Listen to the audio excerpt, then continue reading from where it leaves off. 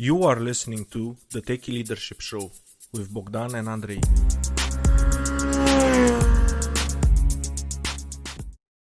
Hello and welcome to the Techie Leadership Show. I am Bogdan and I will be your host for today. Together with me in the guest position is Andrei Crudu, the co-host of this show. Hello. So let me give you a little short bio about our guest for today. From online entrepreneur to corporate ladder climber to media mogul and investor. Now that's a career path. After finishing his studies, he decided to strike it out on his own and built the #1 weight loss website at the time. After selling it and retiring for a couple of years, he decided to give corporate life a chance. And corporate life has been amazingly good to him. He started as a junior software developer and climbed up the old corporate ladder all the way to the director of operations position. In his own words, being responsible for the well-being of 80 people is a challenging and exhilarating experience. Now he wants to share with you the hard life lessons he's learned during his professional metamorphosis. Better yet, he wants to help shakers and movers share their life stories and hard-earned success tips with as many people as possible. That is why he started the Techie Leadership Show with Bogdan. Hello, Andrei. Hello, Bogdan. It's a pleasure having me here on, on the show. And it's a pleasure being here with you. Okay. So, would you like to add a little bit more about yourself? A little more about myself. I have a double major. I majored in law and also in computer science. But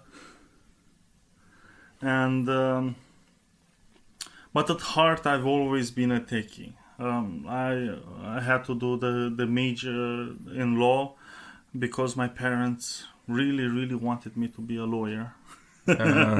Filial piety. Yes, I like it. Yes, I made my parents happy. You sure did. Yes. And because I was, and I still am a techie at heart, it didn't come that naturally for me to be a leader. And because I excelled at the technical stuff, I kept being promoted to higher positions. So I had to learn how to become a leader because I didn't want to just have the position and without having the opportunity and actually being invested in helping my team achieve their goals and grow and expand and be more happy in the work that we're doing on a daily basis. Would it be right to assume that you were more of a do-it-yourself kind of guy? Oh yeah, I was one of those guys that if he could do the job himself, he would prefer to do it and pile more on his plate than actually spread out the work and give other people the opportunity to shine. Okay, so you weren't comfortable delegating tasks. No, I wasn't comfortable at all delegating tasks. I was really comfortable delegating to myself. Did you find it difficult to ask for help? Yeah, I found it really difficult to ask for help, to delegate interpersonal relationships, working relationships weren't that, didn't come natural to me. I had to work at them to become more personable.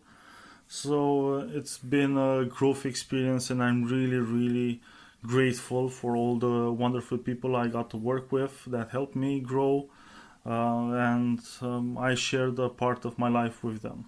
And how about now? How do you now feel about asking for help for once and also delegating? Now it's like second nature. Nice. It's the natural thing. I realize that it's impossible to do everything yourself, and you create an inferior product or you deliver an inferior end result by doing that because you cannot cover everything. and you also are hurting your team members because they do not get to have a fulfilling work experience by doing that. They have to see that they grow, they learn new stuff each day. So even if you're really good at something and you know that your teammates might not be that great, find one that wants to pick it up, help him, invest the time instead of doing it yourself. Invest the time in your team to help them learn how to do it and help them become better. Yes, and they also deserve a chance at trying new stuff and proving themselves. Yes. So that they also get the opportunity, if they so wish, to climb the corporate ladder, such as you did. So they can help you go a step upwards, and then somebody needs to fill your position, and it's ideally you should have somebody from your team step up. So everybody wins. That's lovely. So let's get this show rolling. Okay. What is the biggest leadership success story you have witnessed personally? Well, this one is a personal story. It's my own story. Close to the heart, I like it. It is close to the heart. It's my role as a director of operations. Actually, I fell into that position. I went to get another position with the company, and the owner of the company actually saw traits in me that I undervalued myself. Oh. Yes, and he proposed me to be his right-hand man. And I was a little taken aback. And I was thinking, like, am I capable of doing this? Am I not aiming too high, moving too fast, doubting myself? And it's terrible to doubt yourself. And I recommend anybody that has like an opportunity like this to fall on your lap, just take it and run with it. You will learn so much, especially if you second guess yourself like I do a lot of times. So just go forth and do it. And the amazing thing is the company had some issues with a couple of projects that were the major troublemakers inside of the company, and they've been trying to solve them for 6 months to a year. Oh, so they were stuck in quagmire. A little. They were a little stuck in quagmire, but I came into the situation and I was able to fix them in a month and a half. And that really built my confidence, and it spurred me on to do more inside the company, to help more people. And I could see like most of the people there were really happy with the stuff that I was doing, the plans I was having. Of course, some of them weren't happy. That's something that happens, and you have to live through it. Make an omelet? Yeah, to make an omelet, you need to break some eggs. That's true. The ideal is to not break too many eggs. Yes, true. So I'm guessing it was a very different perspective, living the old quote of having a leader believe in you when you couldn't believe in yourself, and then through the challenges of taking up the tasks, finding that own personal confidence, and then finally believing in yourself. Oh yeah, that is something that, and I believe it's the job of any leader, especially in the C-level suits, or you say, or the leaders that bring the inspiration behind and the vision behind the company, to invest in people and see and look for qualities that some of the people working there might not appreciate themselves, or they might devalue, and help them surpass those limiting beliefs and grow into their full potential. Yeah, good leaders boost morale, great leaders boost confidence.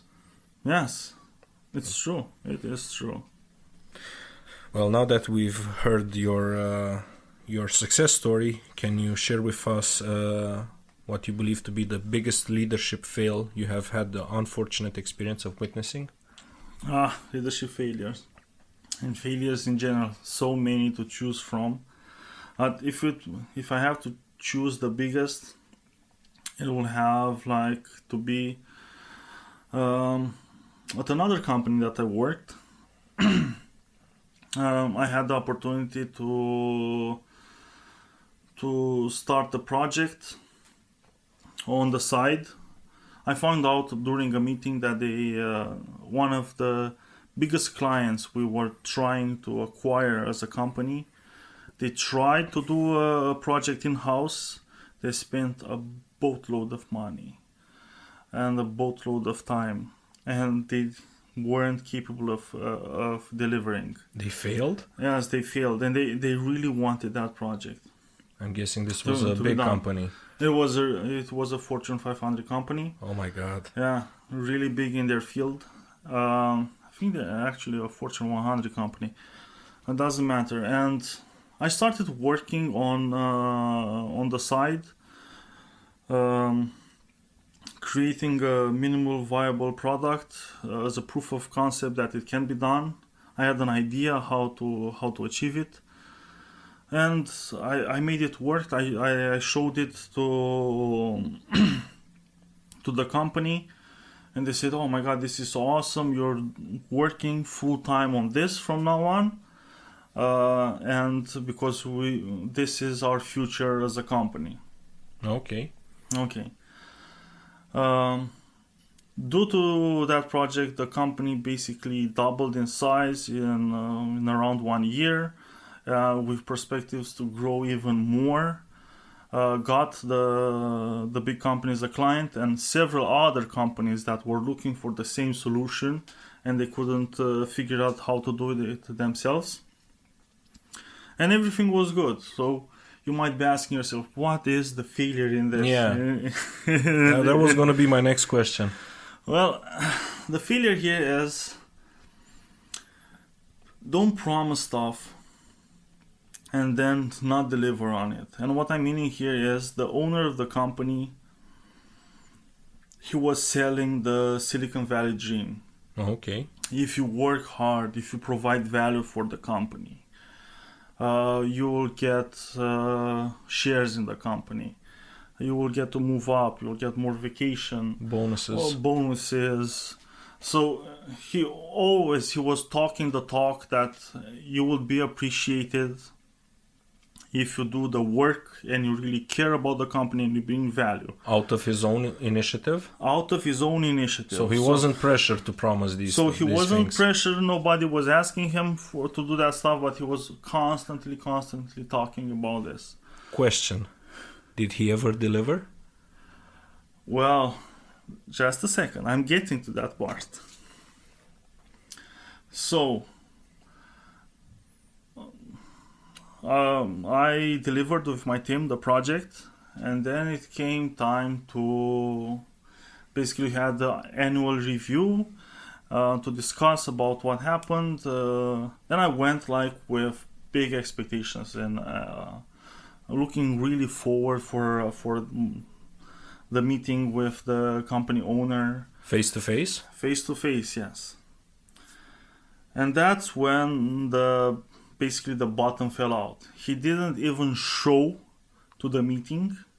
He sent somebody else, and it was like the first time that person ever did reviews for the company. So it wasn't something normal inside the company. And then he started avoiding me, not wanted to talk, and he just did not want to deliver on the promises that he made himself all the time. And look, I understand. The old ostrich technique. Yeah, the old ostrich technique. Put your head inside the ground and suddenly you're invisible. Exactly. And I understand. You cannot give a piece of your business to each and every employee, even if there are plans to do it. So there are ways to do it if you really want to do it.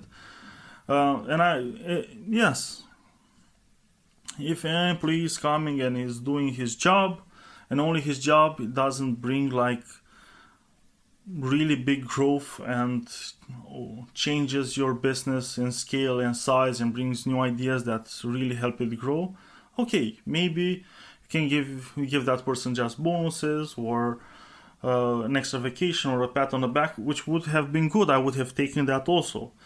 Okay. But I did not get like not even an increase in salary, nothing at all. No bonuses, no participation. Tell me at least you got some free time, vacation time. No vacation time.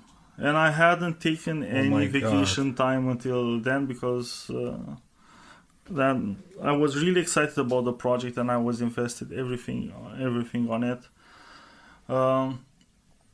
Which is something I find really strange.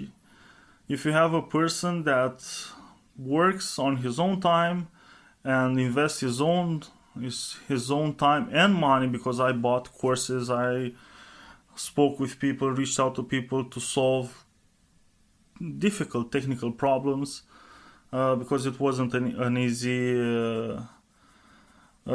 solution to do. Wait, those weren't refunded by the company? No, it was all on my dime, and at the end, the Silicon Valley dream died. Died in that company, at least for me. Oh my God. In a way. So it's also like a cautionary tale. I was also blinded because most of the people working for that company were venting their disgruntlement around the water cooler, and they were not that happy. But I said, look, in my naive mind, I said, maybe if I provide really great value, that person is going to honor his word. Uh-huh. But it seems it's true that a wolf does not change his fur. His fur. Yeah. Can you share what happened? How did you handle the situation when you found out that you weren't getting any vacation time, no bonuses, no participation, nothing, no appreciation for your work, basically? Actually, I was happy to continue with the project. Okay. And finish it, even with the situation. But then I got a really, really nasty email complaining that I wasn't working fast enough, hard enough. Oh my God. Because the new clients were putting pressure and adding deadlines, and they were promising them stuff that I repeatedly told them, like, it will take this amount of time to deliver it, and they were cutting the deadlines in half or even less than that, and promising stuff that it would have taken more people and more investment, and even with more people it could not be delivered in the time that they promised to the clients. And I got like a really email that made me really sad of the whole situation, and that's when I knew, like, okay, so you don't want me to enjoy any of the upside, and you're also now putting pressure and blame on me for bringing you all this success. So adding insult to injury. Yes. Can you maybe share what happened after you left? Oh yeah. So jumping. So due to that email, I basically left the organization after finishing up all the work that I promised and delivered actually on time. But the project was far from finished. And after I worked the organization, I kept in touch with some of my former colleagues. And now for the company, from being in a financial boom, they're in a financial strait and they're having issues. They had to fire 50% of their employees. Oh my God. Yes, and it's not fun at all working there. And I believe they lost the big clients that were brought on due to the project because, hey, it languished. because you needed a specific skill set and a specific knowledge that's not that common to be able to finish it. So basically, don't promise stuff to people and then don't deliver. Oh, don't do that. And especially if you have somebody that creates something that you know it's hard to do already and they make it possible, don't think that you're going to find replacement for that person like easily or at all. I'm not saying that I'm super special or anything, but it was just the nature of the project. It was like it fitted like a glove made specifically for me. So it was up your alley. Yeah, it was up my alley, and I was really excited about the project. I had passion for it. I wanted to make it. So it was like all the stars aligned. Unfortunately, it was the wrong company to align under which the stars to align Oh my themselves. God. Well, it happens. Yes, unfortunately it does. That's why it's really important to be realistic and do like a vetting of the company itself and the leadership of the company, to say if I do all this extra work, will it get compensated? Will I get the due rewards? And sometimes I have to say it. Sometimes even if you realize you will not get the due rewards, it's really gratifying for yourself to do the work and achieve them. To see it through. Yes, but at least be realistic and don't get disappointed at the end when you do not get to reap the rewards. Is this kind of like not seeing the forest for the trees? In a way. In a way. Wow. Powerful stuff. If you would have to sum it up, what would be your leadership philosophy? Leadership philosophy. That's a really, really tough question to sum it up. But I think it would be treat your teammates and the people that are you're working with, treat them as human beings. Realize that they have goals, they have aspirations, they have dreams, they have good days, they have bad days, they have days where they're just moving through them. Shouldn't that be obvious? It should be obvious, but you would be amazed how many people have double standards. They have one standard, today I have an off day, so people should understand that. But when it comes to other people having an off day, they're like, no, you're here, you have to do the work. It's not like that, at least in my opinion. Some rules for you and some rules for me. Yes, it's not a good situation, and you have to understand that you're working with human beings. You're not working with machines, and this is something hard, especially when you're technically inclined. You have higher expectations, and in some way you expect people to in their profession to work as a machine, and with no downtime, no breakage. You just tell them, here, do this, and they should be able to do it.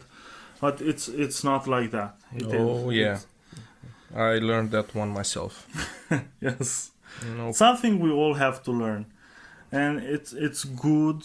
It's really good, and it's a humbling experience. And also, you realize that the leaders that you admire the most are the ones that saw your humanity and embraced you with your failures and with how you were working and your pace, and they figured out ways to help you out, to grow and push beyond your own limiting beliefs.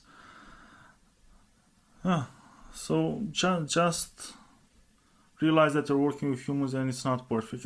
Like in a family, it's not always perfect. You have little quarrels, little disputes.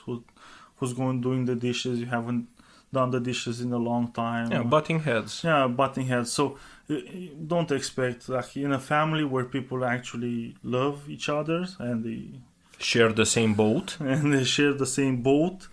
If you have little sparks flying there, you have to be extra careful while in a professional environment.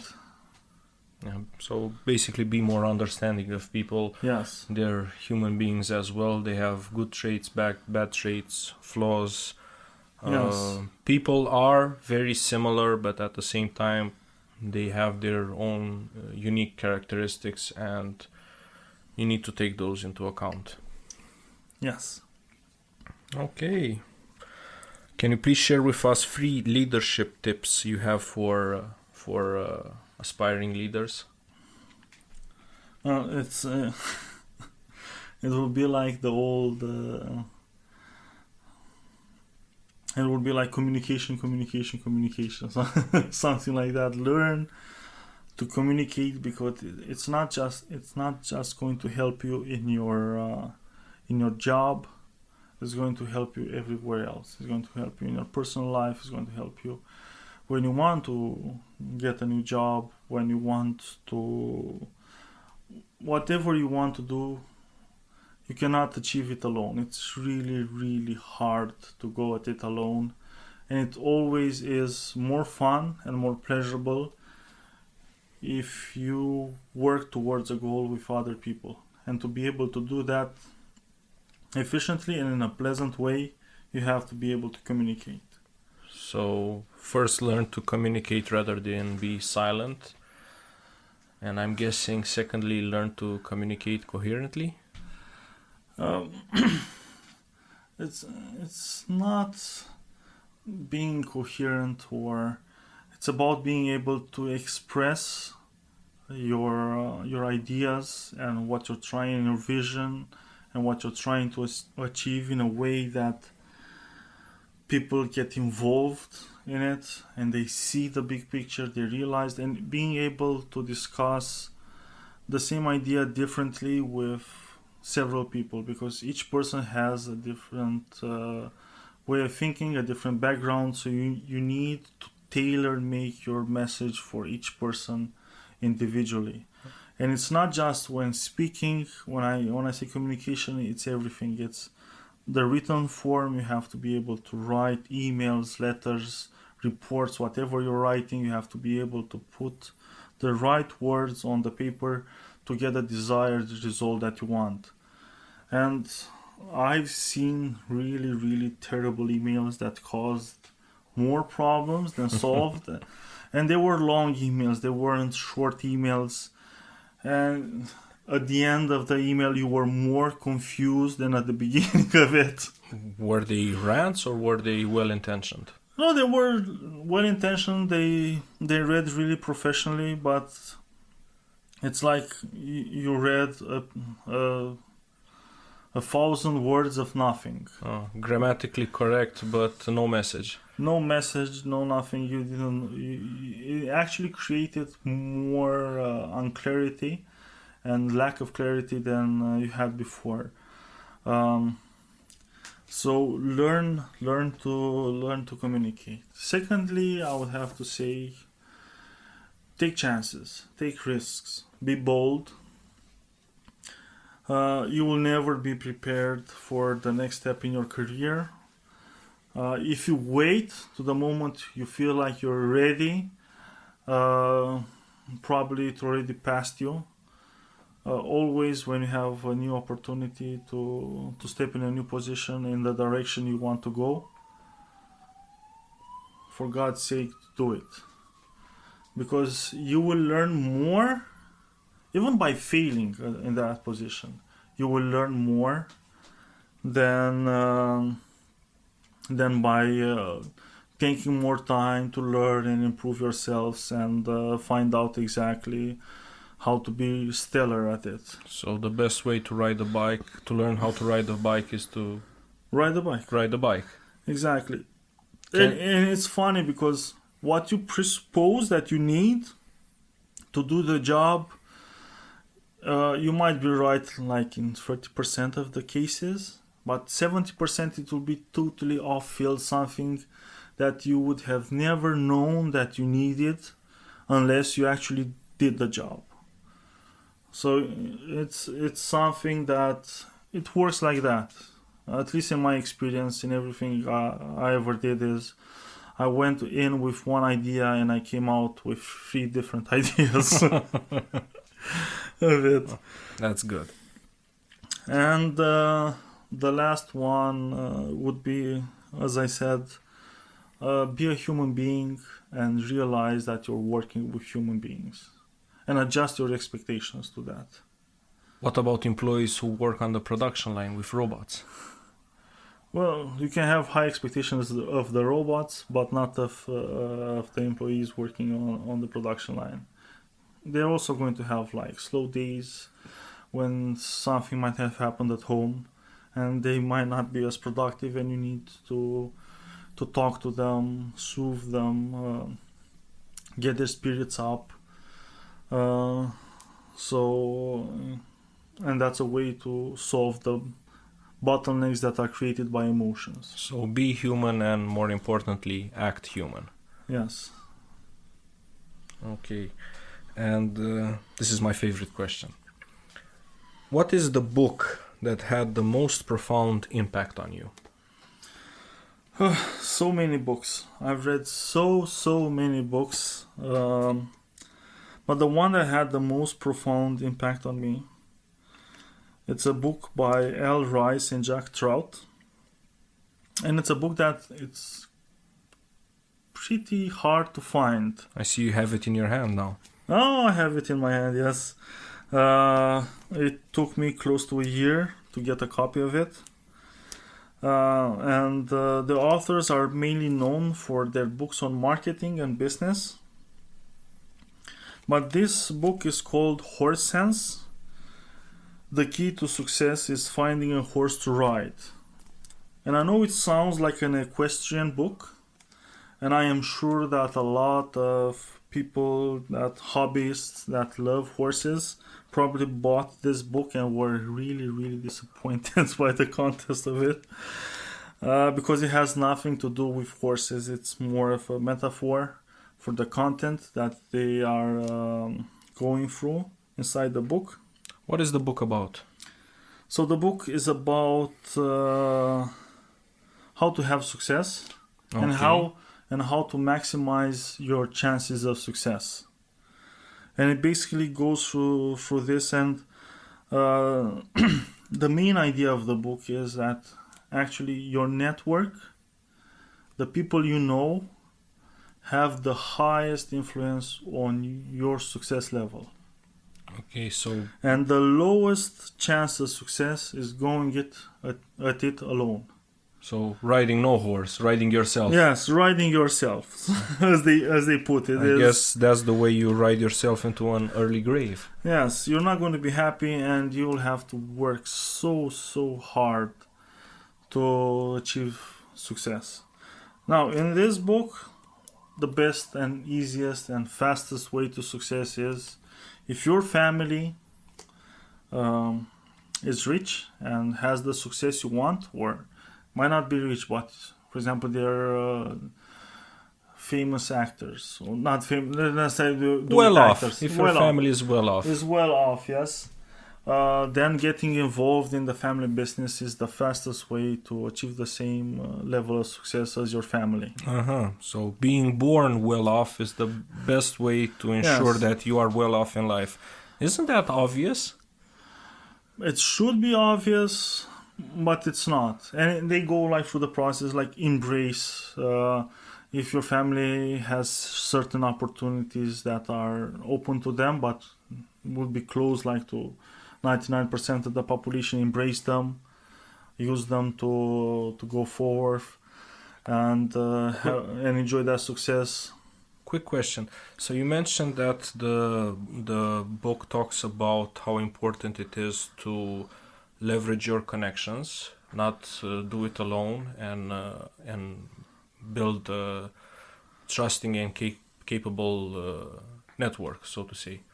Yeah. Might that be the reason why very successful families always send their children to boarding school? Yeah, that's one reason, because you get to create a really valuable network there.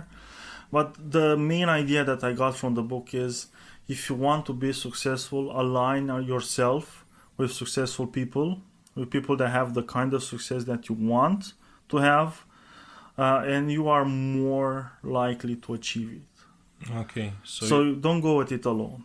Work with other people, reach out to them, befriend them, and create value for them, create friendships with successful people, and your chances of success really grow. They grow a lot. Nice. Well, where can people go and find out more about you, Andrei? Well, of course, they can go to techyleadership.com and listen to the show. My goal is to provide as much insight and value for all our listeners, to help them become better leaders. My idea is not to become the greatest leader of the world overnight. If you get just one idea, one tip from each show that helps you become 1% better, it adds up really fast in a year or two, or how long it takes. But the idea is to incrementally become better at it. And I hope you enjoy the show. Yeah, I hope so too. Thank you for coming. It's been a pleasure. Bye. Bye-bye. That was today's episode. Tune in daily.